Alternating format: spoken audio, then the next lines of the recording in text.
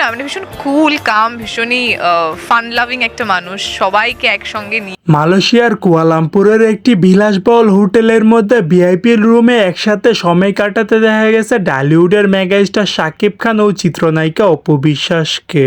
Viral হয়েছে বেশ কিছু ছবিগুলোর মধ্যে দুজনকে বেশ ঘনিষ্ঠ মুহূর্তে দেখা যাওয়ায় ভক্তদের মধ্যে শুরু হয়েছে ব্যাপক আলোচনা ও নানা গল্পনা জল্পনা। তবে এখন পর্যন্ত এই ছবিগুলোর সত্যতা কিংবা ও বিষয়গুলো নিয়ে শাকিব কিংবা অপু বিশ্বাস কেউই আনুষ্ঠানিকভাবে কোনো মন্তব্য করেননি। ঠিক এরপরেই শাকিব খানকে নিয়ে প্রকাশ্যে মুখ খুলেছেন ওপার বাংলার জনপ্রিয় অভিনেত্রী ইদিকা পাল। তিনি একটি সাক্ষাৎকারের মধ্যে স্বয়ং শাকিব খানকে নিয়ে প্রকাশ্যে তথ্য দিলেন। তিনি বললেন, শাকিব খানের চরিত্র সত্যি অনেকটা খারাপ। তিনি আমার সঙ্গে অবৈধ সম্পর্ক করতে চেয়েছিলেন, কিন্তু আমি বাধা দিয়েছিলাম। শাকিব খান যে এতটা খারাপ সেটা আমি কখনো কল্পনাই করিনি। অভিনেত্রী ইদিকা পাল এমনটাই দাবি করেছে, কিন্তু তার দাবিটাও কোনো আনুষ্ঠানিকভাবে হয়নি। তিনি একটি স্ট্যাটাসের মধ্যে জানিয়েছে, কিন্তু কতটা সত্য সেটা এখনো জানা যায়নি।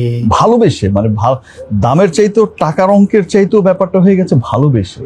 ঠিক আছে, একটা যে মমতা যে ভালোবাসাটা দেখালেন। ইনফ্যাক্ট আমি যখন আজকে ঢুকছিলাম, আমি আমার ছবির আমার বিভিন্ন সময়ের কিছু কাট আউট দেখছিলাম, ছবি দেখছিলাম, যে আয়োজন দেখছিলাম, সেটা আমি সো দর্শক, আজকের এই ভিডিওটি এই পর্যন্ত। যদি ভিডিওটি ভালো লেগে থাকে তাহলে ভিডিওতে একটি লাইক, একটি কমেন্ট আর অবশ্যই চ্যানেলটি সাবস্ক্রাইব করতে ভুলবেন না।